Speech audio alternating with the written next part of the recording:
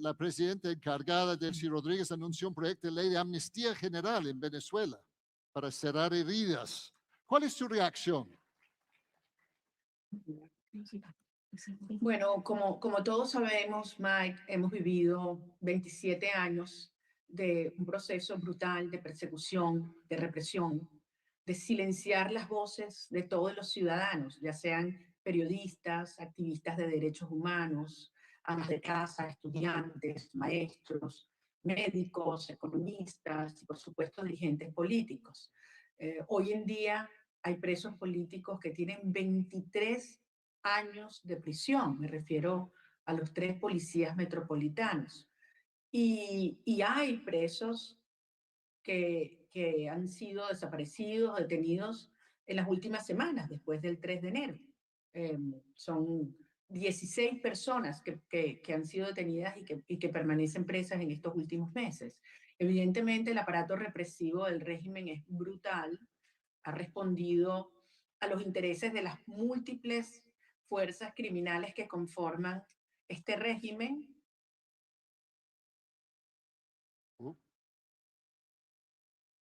Se nos congeló la conexión. Esperemos que se restablezca pronto. Eso libera las fuerzas democráticas que han unido un país y para mí no cabe ninguna duda que cuando eso ocurra será el fin de la tiranía. De modo que obviamente no es algo que voluntariamente el régimen haya querido hacer, sino es producto de la presión real que ha recibido por parte del gobierno de los Estados Unidos. Ojalá sea así y ojalá los 700, más de 700 presos que aún permanecen en los centros de tortura en Venezuela puedan estar con su familia muy pronto, Mike. Gracias. Bueno, vamos a retroceder un poco en el tiempo al 3 de enero, ¿no? Ese momento definitivo este año. ¿Dónde estuvo usted cuando supo la noticia de la caída de Maduro? ¿Cómo reaccionó? ¿Cuál fue su reacción inmediata? Bueno, yo estaba dormida en ese momento. Creo que como la mayoría de ustedes, de todos, no estaba en ese momento en conexión con nadie en Venezuela, pero minutos después comencé a recibir mensajes de distintas partes de Caracas y venezolanos en otras partes del mundo que se estaban enterando de lo que estaba ocurriendo, ¿no? Y en tiempo real comenzando a evaluar lo que estaba ocurriendo y tratar de entender el alcance. Yo creo que todavía estamos procesando el alcance de un hito que para mí es totalmente un parteaguas en la historia de Venezuela y yo me atrevo a decir de Occidente, porque sin lugar a duda, hasta horas antes, muchas personas, expertos, analistas, decían que era imposible que algo de esta naturaleza ocurriera. Hoy, Nicolás Maduro y Silvia Flores están enfrentando la justicia de los Estados Unidos sobre la base de investigaciones que han demostrado su delito, sus crímenes en contra de millones de venezolanos y contra las leyes nacionales e internacionales. Así que es un momento en el cual todavía estamos evaluando el impacto y las consecuencias que esto va a tener, yo creo que en el corto plazo para Venezuela y el hemisferio. Y bueno, hubo ese momento de euforía para muchos de la captura de Maduro, de su salida de poder. Y luego, después de un par de semanas, como otro sentimiento de un poco de preocupación, es decir, bueno, el chavismo parece intacto, o sea, ahí está todavía Delcy Jorge Rodríguez, está Diosdado Cabello, está Padrino, y está todo ese aparato gubernamental todavía funcionando allá. Entonces, como que todo cambió y nada cambió. ¿Cuál es su reacción a eso?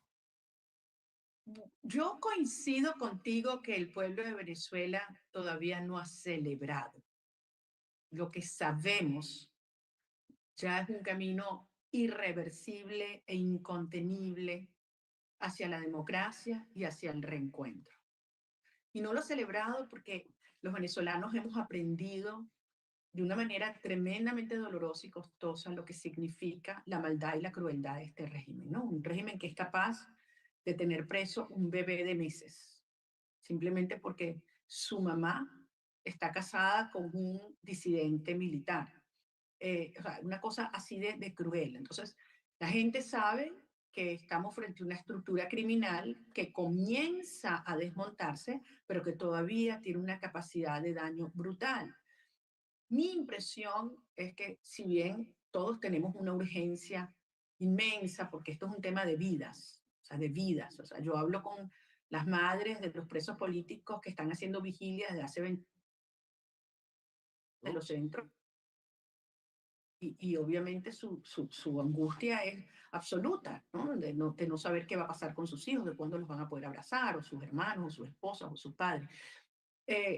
Pero al mismo tiempo entendemos que desmontar esta estructura es algo tremendamente complejo, y yo siento que si bien hay esa angustia, también hay una enorme comprensión de que se está avanzando y que las cosas o el momento va a llegar para que el pueblo de Venezuela se exprese, se encuentre y haga valer nuestra enorme aspiración y deseo y el mandato popular que expresamos en favor de la libertad el 28 de julio del 2024. Sí. Y bueno, esa captura de Maduro obviamente fue una decisión de Estados Unidos y más concretamente de Donald Trump. Y usted tuvo la oportunidad de reunirse con el presidente americano pues hace poco. ¿Qué impresión le dejó en esa reunión? Mira, fue una reunión en la cual evidentemente yo fui con mucha expectativa y consciente de la responsabilidad, porque al final estamos hablando de millones de vidas humanas que se están decidiendo su destino en este momento. Y no solamente me estoy refiriendo a los venezolanos, a los colombianos, a los cubanos, a los nicaragüenses, a ciudadanos de países tan distantes como Irán, que están viendo y siguiendo lo que ocurre en Venezuela con esperanza, con inspiración, con respeto. Entonces fui con esa conciencia de la importancia del momento y presentando lo que nosotros tenemos, que es la verdad,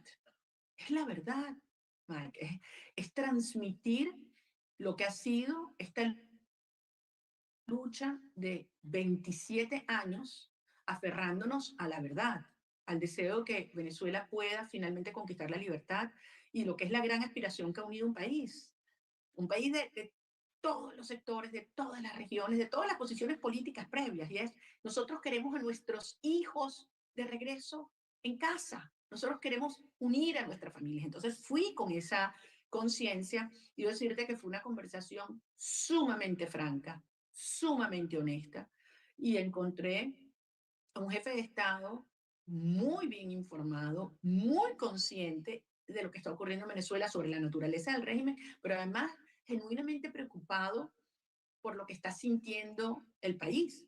Y hubo buena parte de la conversación enfocada en cuáles son los principales problemas, desafíos, angustias que vive el pueblo de Venezuela y cómo se pueden resolver bueno, el corto plazo, pero de una manera estructural hacia el futuro, ¿no? No estamos pidiendo paños calientes para aliviar una crisis humanitaria solamente, sino cómo nosotros podemos realmente más estructurales, la debilidad de nuestras instituciones que han sido devastadas por estos 27 años del sistema criminal y Ujú. construir instituciones republicanas que permitan que construyamos un marco eh, para los próximos 100 años y convertir a Venezuela en realmente un ejemplo de una nación que se levanta después de una devastación como esta y se convierte en un ejemplo y una inspiración para el mundo, ¿no?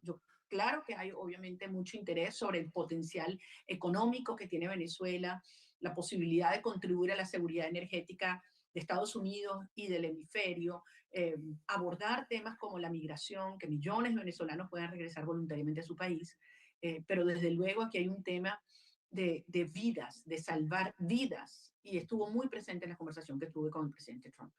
Porque se oye a menudo el comentario de que a Trump solo le interesa el petróleo, nada le interesa la democracia. Eso no fue su impresión.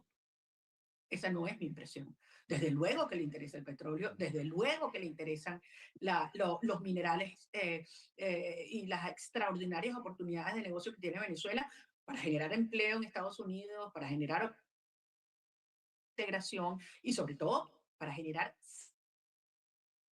seguridad. Venezuela está ubicada en el corazón de las Américas.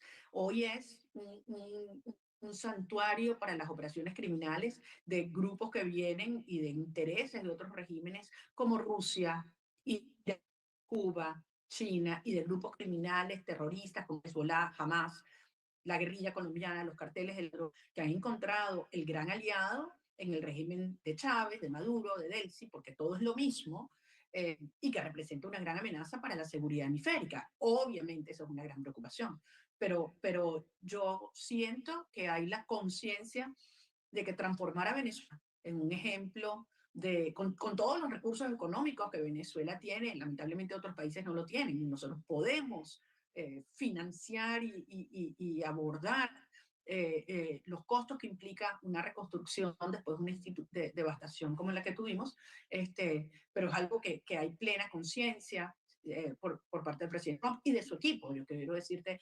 el secretario de Estado, Marco Rubio, es quizás una de las Sí. personas que mejor conoce América Latina, que entiende las amenazas que representa el régimen chavista madurista para todo el hemisferio y el impacto monumental de generación de riqueza y bienestar humano, bienestar social, significa la transición a la democracia en Venezuela, que va a venir. O sea, yo no tengo ninguna duda. Eso va a ocurrir. Venezuela va a ser libre y la vamos a transformar en una donde podamos traer de regreso a millones que han sido forzados a irse, donde le podamos dar oportunidades a todos los venezolanos, Sí. independientemente de sus preferencias. Vamos a hablar más de esa transición que todos anhelamos muchísimo. O sea, ¿cuándo se va a dar los próximos pasos? ¿Cuándo se debería dar? ¿Cómo debería ser esa transición política en Venezuela ahora?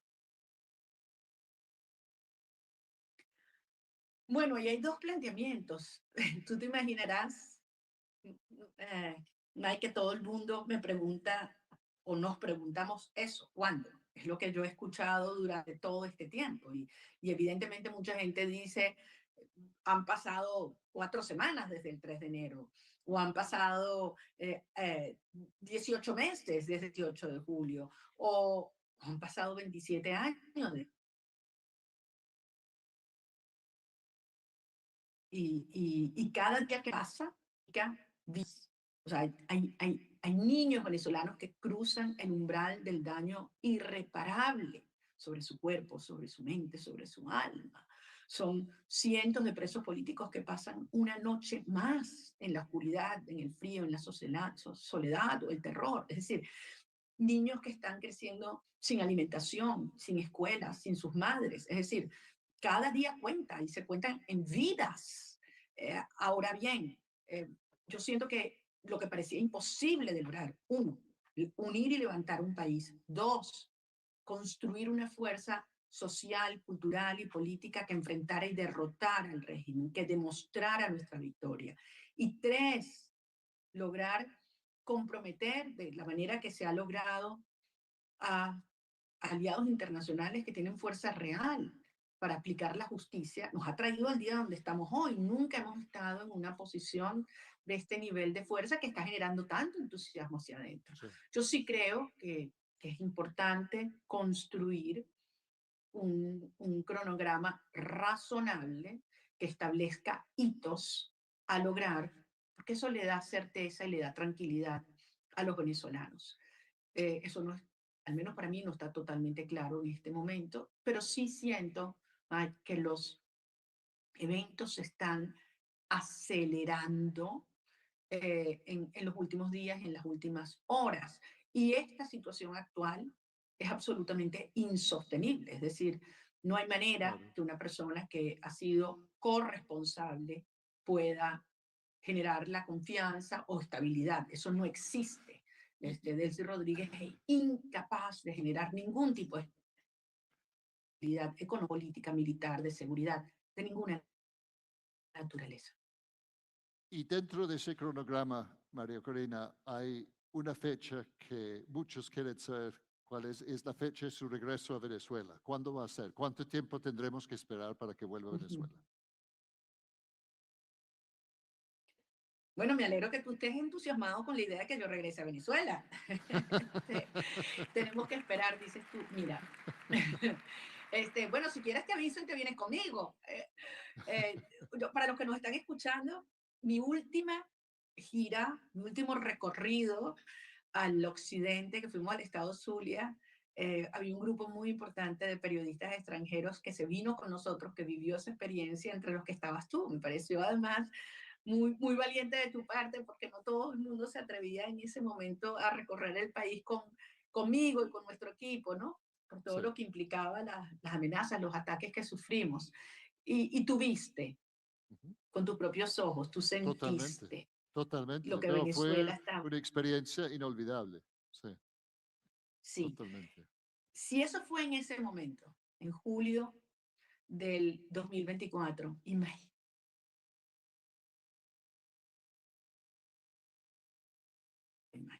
cuando la gente siente que está aquí, que ya estamos tocando la libertad. Cuando yo hablo con muchachos que están en distintas partes del mundo, me dicen, María Corina, ya estoy haciendo mis maletas, ¿no? Padres que me dicen, aquí yo estoy calentándole el cuarto y limpiando las sábanas porque sé que mi muchacho va a volver. O sea, esto es un sentimiento que obviamente crece y que todos decidimos, bueno, todos queremos regresar, y Sí, empezando por mí. Cuando tomé la decisión de salir de Venezuela, la hice con la convicción de que tenía una misión que cumplir afuera.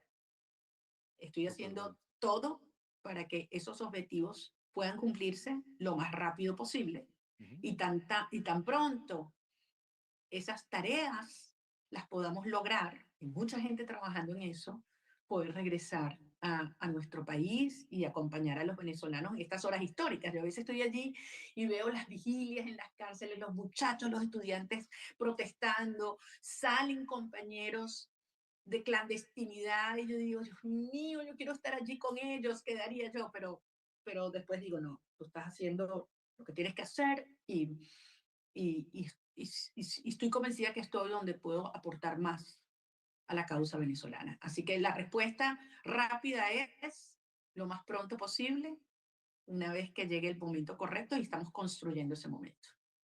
claro, claro. Y vamos a pasar pronto, gracias. Y sé que hay muchos venezolanos, Mike, que les di, ay, yo lo que quiero es llegar a tiempo a Venezuela para que yo pueda estar allí en el puente con los brazos abiertos, recibiéndolos a ustedes, venezolanos, colombianos, ecuatorianos, peruanos. Es decir, Venezuela va a ser esa zona, esa tierra de gracia, de celebración de la libertad, de celebración de ser posible lo que nos dijeron que era imposible. Y esto va a traer además ondas expansivas de entusiasmo y libertad, que van a llegar a Cuba, que van a llegar a Nicaragua, es decir, que van a llegar a tantos otros países hoy oprimidos.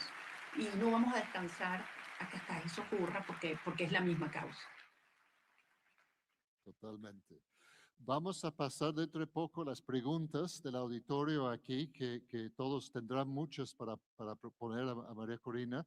Lo vamos a hacer de la siguiente forma, no va a ser con micrófono, va a ser con código QR. Ustedes tienen sobre sus asientos un papelito con el código QR para enviar sus preguntas y esos me llegan a mí y yo se los pongo a María Corina. Entonces, si pueden ir enviando sus preguntas y creo que ahí del evento me van a pasar un iPad diferente que tiene ahí las preguntas de ustedes que van llegando. Mientras que se vaya armando ese proceso, le hago una pregunta más mientras tanto, que es las transiciones políticas, María Corina, se han dado pues de muchas formas diferentes en todo el mundo. Obviamente Venezuela tiene muchas particularidades, pero usted ve ahí un ejemplo de una transición política en el mundo que ha habido, la caída de la Unión Soviética o la de Polonia o algún otro que usted diga, ojalá fuera así, alguno que sea ejemplar para Venezuela. Eh, Michael, esta transición la vamos a hacer como hemos hecho todo este camino, a la venezolana. Mira, las condiciones que tiene Venezuela son únicas. Eh, en primer lugar, yo me atrevo a decir que tenemos una de las sociedades más cohesionadas que hay en el mundo hoy.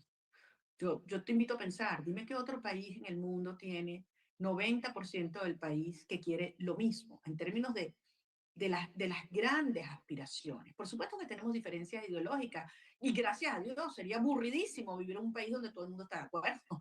Este, pero en términos de las grandes aspiraciones, una sociedad donde el Estado pase a estar al servicio del ciudadano y no sirviéndose de él, como es lo único que hemos conocido.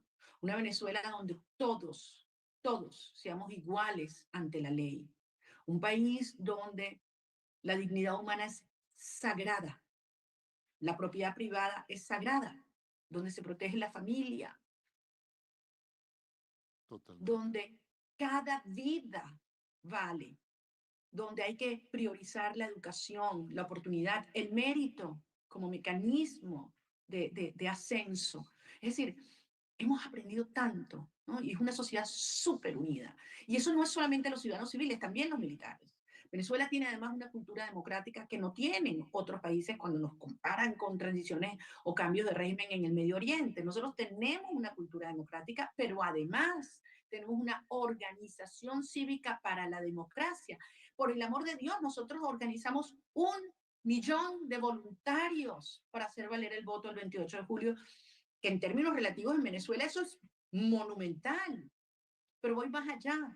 Tenemos un liderazgo legitimado que tiene apoyo popular y tenemos vecinos en toda nuestra región que más allá de las diferencias que puedan haber con algunos gobiernos transitorios, coyunturales, sus pueblos nos acompañan. O sea, el pueblo de Colombia ama y acompaña la lucha de Venezuela, como lo hace el pueblo de Brasil y como lo hace el pueblo de los países del Caribe, como lo hace Argentina, como lo hace el pueblo chileno, como lo hace el pueblo de México, a pesar de que en algunos casos no tenemos el apoyo de sus gobiernos en esta hora. Entonces, todo esto son condiciones que hacen la transición en Venezuela única. Entonces, más que ver hacia atrás y compararnos con lo que otros han hecho, yo quiero pensar que estamos escribiendo una nueva historia y que en el futuro, así como se ha reconocido la gesta ciudadana el 28 de julio, también se reconocerá esta transición ordenada, cívica, en la cual hemos tenido el apoyo indispensable,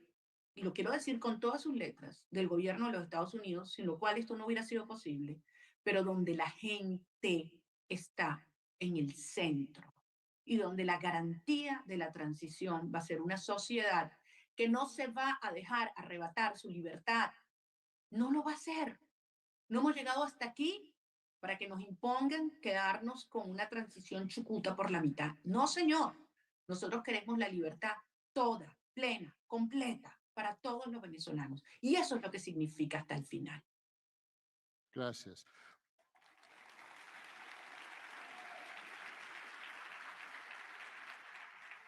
Gracias. Vamos a pasar algunas de las preguntas aquí y bueno, resumiendo, aquí hay varios sobre el tema del apoyo que usted ha dado a Trump, entonces voy a escoger uno.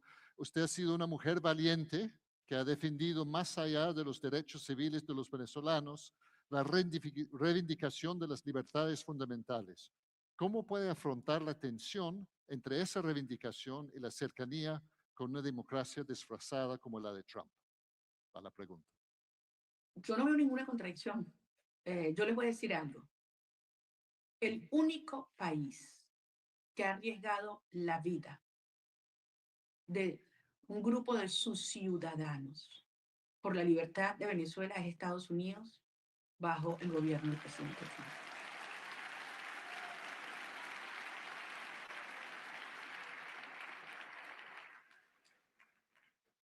Queda muy claro, gracias. María Corina dice otra pregunta. Muchos venezolanos sienten esperanza, pero también cansancio y desconfianza después de tantos procesos fallidos. ¿Qué garantías puede ofrecer hoy de que esta vez sí habrá un cambio efectivo y no solo una nueva frustración? A ver, claro que estamos golpeados. Son 20.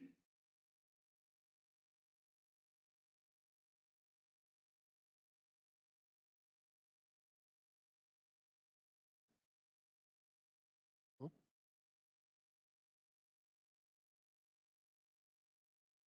No me diga. sido 17 iniciativas, donde actores internacionales dijeron que iban a hacer, tú sabes, el despliegue de ese régimen sacó siempre lo que quiso, lo que les dio la gana. Consiguieron plata, consiguieron legitimidad, consiguieron tiempo. Claro que tenemos esa angustia de pensar, hemos protestado, millones a la calle, han salido los sindicalistas, los trabajadores, las amas de casa, la gente humilde, los empresarios, los gremiales, todos disparados, nos han matado a nuestros jóvenes, nos tienen torturados, desaparecidos, asesinados. Por supuesto que el pueblo de Venezuela ha pagado un precio infinito, pero ¿dónde estamos?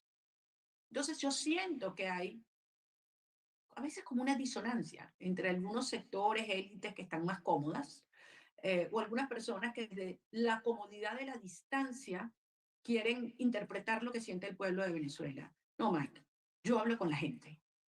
Y los venezolanos sabemos que esto nos lo hemos ganado a pulso. Y que si esto requiere terminar de entregar lo que tenemos, así sea arriesgar la vida misma, estamos dispuestos a hacerlo. Y te lo digo, te voy a decir algo que fue una experiencia que me conmovió. Para salir de Venezuela, varias personas arriesgaron su vida para que yo pudiera salir de Venezuela. Y en el momento de mayor riesgo, un momento muy difícil, uno de ellos me decía, esto vale la pena, esto lo teníamos que hacer, porque yo me preocupaba por ellos y yo les decía, bueno, tengan la seguridad que ustedes están bien, que esto... Dice, no, no, no, esto lo haría 1000 veces más.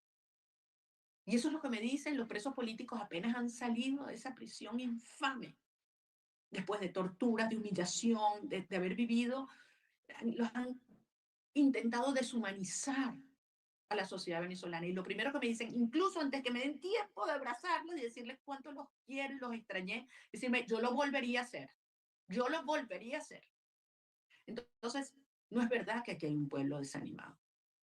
¿Tenemos urgencia? Sí, pero la determinación de los venezolanos hoy es más fuerte que nunca. Y no vamos a permitir que nada ni nadie nos venga a decir de afuera que es que ahora tenemos que conformarnos, porque esto es lo que hay. No, señor.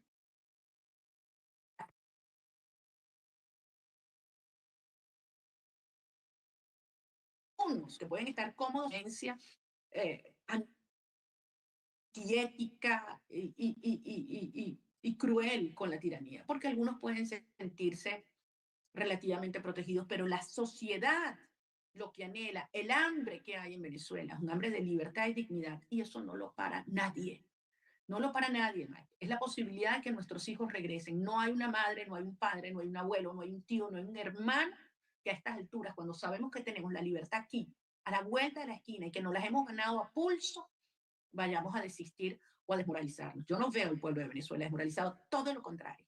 Sabemos que lo que viene es, sí, un remate desafiante, complejo, delicado, pero cuyo destino es una Venezuela democrática y libre.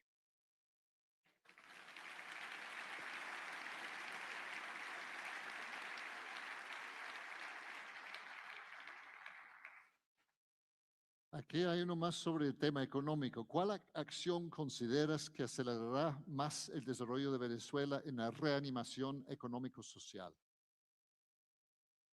Bueno, yo creo que lo principal, o sea, y al final ahí se reduce todo, es confianza.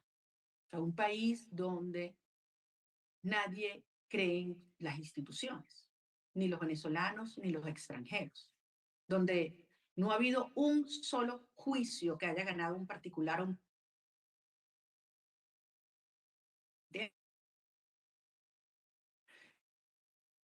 último hecho a nivel global. El World Justice Project acaba de presentar hace unas semanas su ranking del 2025 y de 143 países en el mundo, Venezuela está en el último lugar, por debajo de Sudán y de cantidad de países que están viviendo conflictos prolongados, guerras, etc. Venezuela está en el último lugar. Entonces, el tema medular es generar confianza. Confianza unos en otros, que la hemos ido construyendo, pero confianza en las instituciones. Entonces, solo un país donde hay Estado de Derecho vendrán grandes inversiones. Solo un país donde hay instituciones y justicias, los venezolanos que se han ido volverán. Y eso es lo primero que tenemos que generar. Y eso solo va a ocurrir cuando tú tienes un gobierno legítimo que representa la voluntad de la inmensa, enorme mayoría de los venezolanos. Y hacia eso vamos. Por eso, insisto y te repito, lo dije antes, esta situación actual es temporal, insostenible, y todos tenemos que poner de nuestra parte para que esto sea lo más rápido posible dentro de un proceso pacífico, controlado y ordenado. Y yo sí creo que es posible porque un elemento que no mencioné antes y quiero insistir es que las Fuerzas Armadas venezolanas, en su inmensa mayoría, están a favor. El 28 de julio desobedecieron las órdenes cuando masivamente le dijeron que no entregaran las actas y desde entonces vemos unas Fuerzas Armadas que están siendo aterrorizadas, neutralizadas por grupos minúsculos, claramente bajo el control del régimen que aterrorizan al grueso de los cuerpos de seguridad civiles y militares. Desmontamos ese aparato represivo, todo esta institución militar y policial hará a favor de una transición en la cual, repito, prueba el honestidad, la integridad, la transparencia, la profesionalidad y el servicio a la república, a la nación, y no a una parcialidad política o ideológica. Bien. Una pregunta aquí sobre el rol de la oposición. ¿Qué autocrítica, pregunta esta persona, hace la oposición venezolana y usted misma por los fracasos acumulados los últimos 10 años?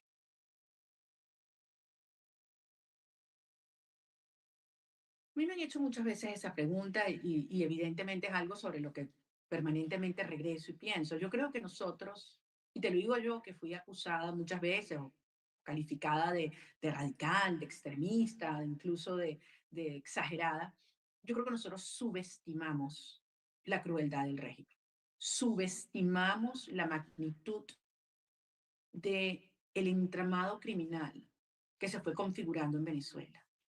Eh, Subestimamos las complicidades que se fueron forjando con actores de diversa naturaleza alrededor de prácticamente todos los países del mundo, con muchísima plata, desde luego, pero también con otros mecanismos, ¿no? Que entre otras cosas aprendieron de la inteligencia cubana. Yo creo la capacidad destructiva del régimen y solo fue después de, como tú dices, caídas, fracasos, desengaños, nos dimos cuenta eh, que había que enfrentarlo con una construcción de fuerza no convencional. Y eso es lo que hemos venido haciendo en los últimos años. Y sorprendimos al régimen y se confiaron y nosotros confiamos en la gente. Y yo, así como te digo que lo primero fue un error y permanentemente me hago esa autocrítica, también siento que el gran acierto que hemos tenido es que nosotros confiamos en la gente. Y cuando nos decían eso es imposible, ustedes no lo van a lograr, nosotros confiamos en los venezolanos, les ofrecimos nuestra confianza y el pueblo de Venezuela eh, de vuelta confió en nosotros también. De acuerdo. Una pregunta aquí sobre el rol de los actores externos. Pregunta aquí la persona aquí que hasta qué punto cree que los procesos de cambio político en Venezuela dependen de actores internacionales más que de acciones internas. Esa es una pregunta eh, errada porque al final una cosa lleva a la otra. Hay acciones internacionales que no se podrían dar si no hay acciones internas y viceversa. Yo creo que se retroalimentan. Al final debemos entender que el conflicto que hay en Venezuela es un conflicto transnacional, no es un conflicto interno. Esto no es un problema entre venezolanos, por el amor de Dios. Eso es lo que el régimen trata de decir, porque el régimen convirtió a los venezolanos en el enemigo interno. De hecho, cambió la doctrina militar.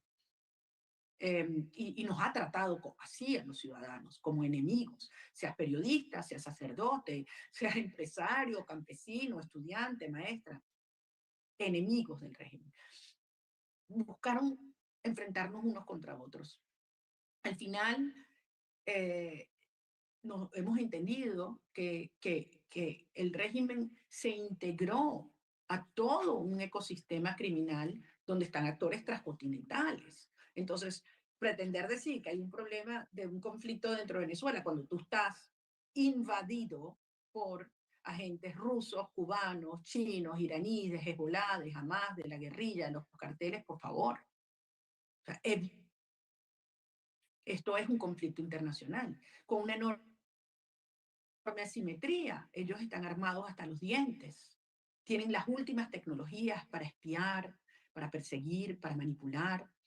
Y nosotros lo único que tenemos son nuestras ideas, nuestras manos, nuestra voz, que también la silencian.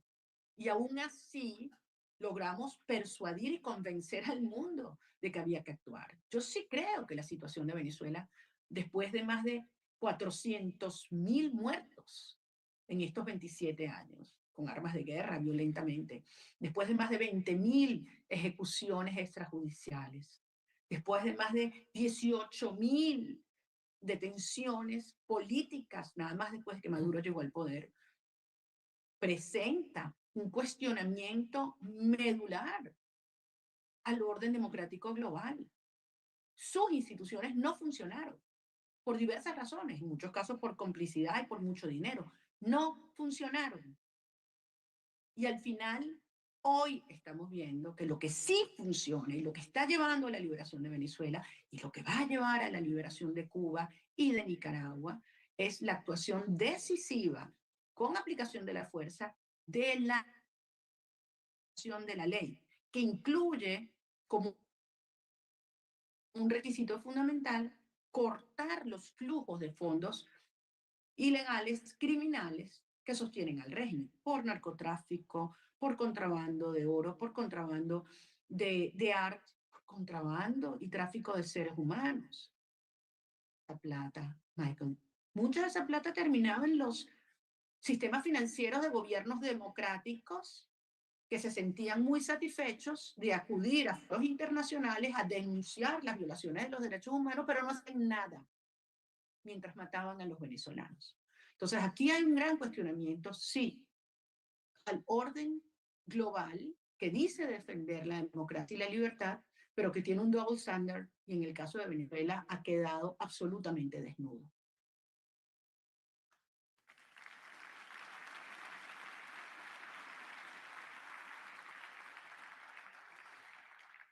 Y bueno, estando en Colombia, es apropiada aquí una pregunta acerca de Colombia. ¿Qué plan propone para casi 3 millones de venezolanos que huyeron del horror y acogimos en Colombia y hoy hacen parte de nuestra vida cotidiana, muchos con gran éxito empresarial y familiar?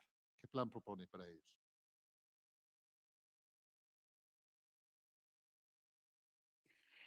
Bueno, yo aquí tengo que hacer comentario y lo voy a hacer personal, desde mi corazón. Lo que los venezolanos hemos vivido en estos años, lo que hemos recibido de muchos países, pero muy especialmente de Colombia, es algo que cambia para siempre nuestra relación.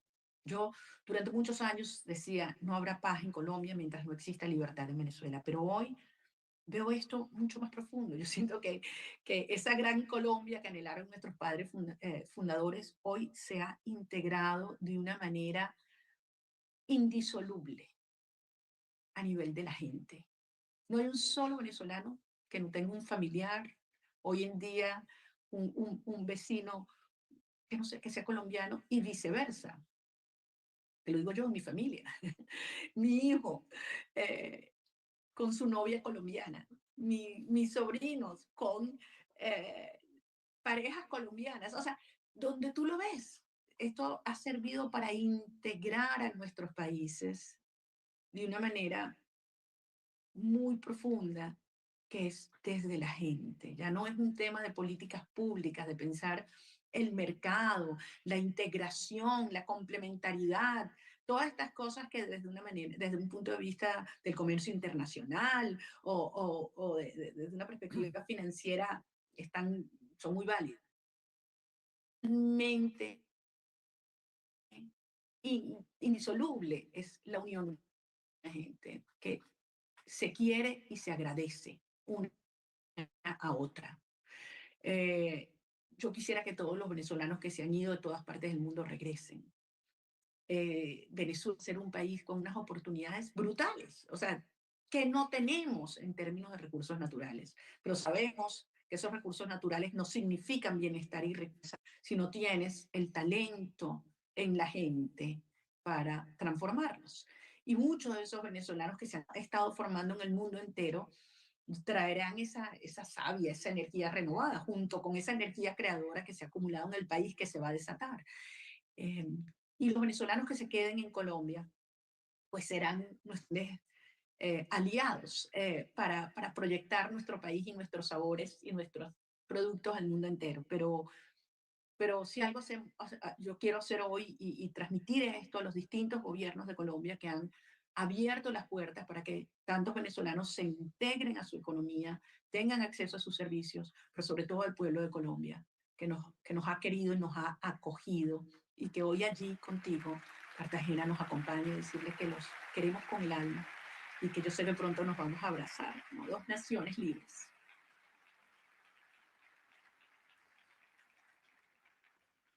Gracias. Y una última pregunta para terminar esa parte antes de pasar al debate. Em, Usted pasó 16 meses dificilísimos en la clandestinidad, ¿no? Pasando de esa euforía de la campaña, del inmenso apoyo que tuvo en la elección, luego a esa represión tremenda que le obligó a vivir en la clandestinidad 16 meses sin familia, con su equipo en la embajada. Luego tuvo un viaje muy complicado para salir, para recibir su premio Nobel. Pero ese periodo de la clandestinidad, esos 16 meses largos, ¿qué fue lo que le sostuvo durante esa época? ¿Qué fue lo que lo mantenía vivo con fe en esa época? Cuéntenos un poco cómo fue eso, qué fue lo que, cómo lo manejó.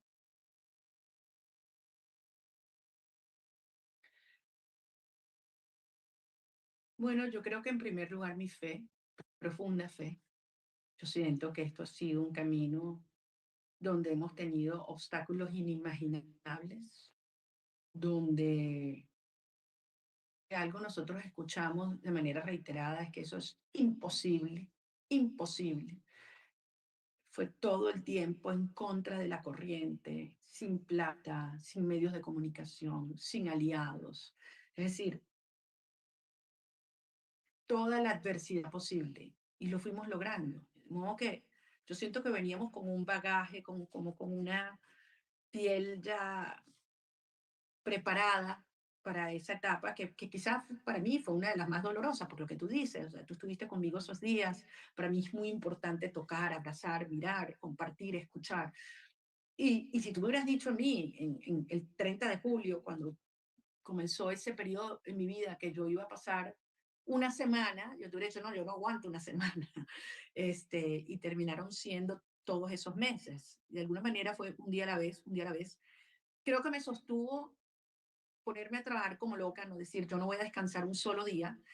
No hay sábados, no hay domingo, no hay Navidad, no hay 31, es darme tareas, focalizarme, sentir que aunque estoy aquí, estoy siendo útil, estoy contribuyendo y sobre todo ese contacto con miles y miles de venezolanos por esta pantalla. Es que también hablo contigo en varias oportunidades, ¿no? Y hoy yo estoy por primera vez en estas últimas semanas, Michael, como poniéndole forma y tocando gente que yo nunca había conocido y que yo sentía, pero sí hemos hablado cientos de veces durante estos últimos meses, ¿no? Ha sido muy, muy revelador, ¿no?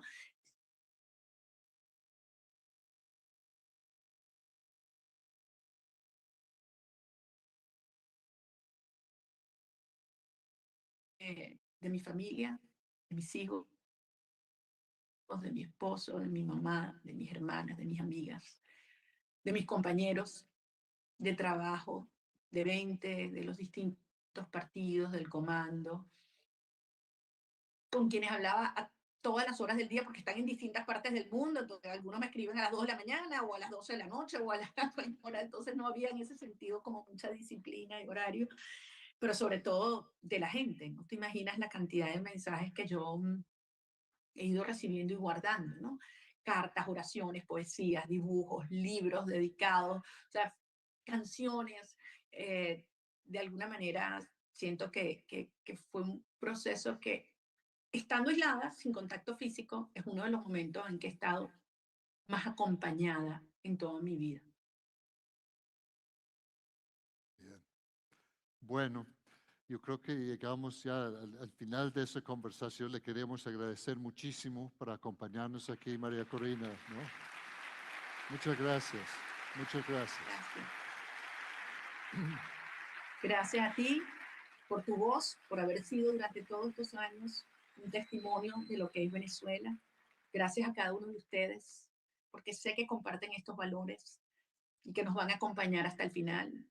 Y gracias a cada venezolano, dentro y fuera del país, porque yo estoy tan orgullosa de ser venezolana. Le doy gracias a Dios todos los días de ser parte de esta generación que está escribiendo y cambiando la historia, y que por la libertad, la lucha por la libertad, es lo que le da sentido y trascendencia a la vida. Y Venezuela será